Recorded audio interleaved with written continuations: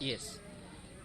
So this is a very holy place for us and historical too, because we had the first monastery of the Carmelites here.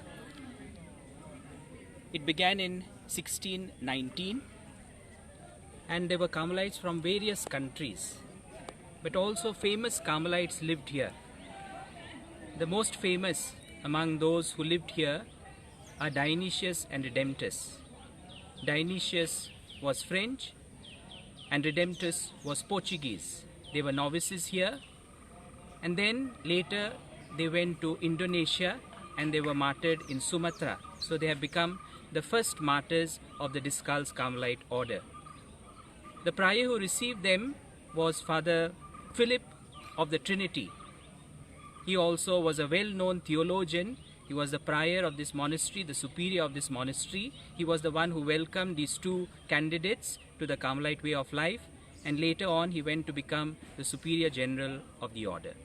So it's a very dear place for us. And after the Carmelites were expelled from Goa, this site was all in ruins. Once the Carmelites returned back to Goa in 1938, we started taking interest. We used to visit this place quite often, but especially to celebrate Mass on the feast day of these proto-martyrs, Dionysius and Redemptus. And then we started the process of reacquiring this place, at least the place of the ruins. And our efforts bore fruit. In 2005, this site, which measures around 925 square meters, was entrusted back to us. It was under the ASI because of the ruins, but now it is entrusted back to the Carmelites. We are in the process of conserving. As you see, only a little part of the facade is remaining. That also is in a very precarious situation, so we have to conserve it. And then we are also trying to acquire a little bit of surrounding area, mainly to preserve the historical significance of this place. So we ask you to pray that our efforts may bear fruit, and one day we can re-establish our presence here, because it's very significant, not only for the lives that our Carmelites lived here, but also for the missionary spirit. From here, many went out to the missions.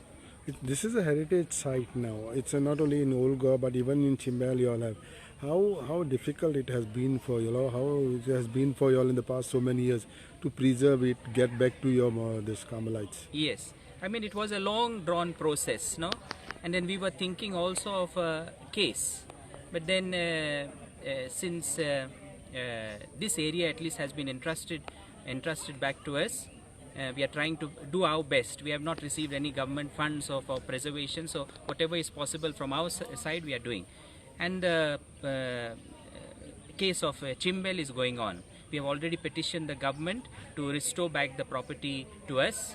The petition was handed over to the Chief Minister. We hope that he will look into it and do something about it.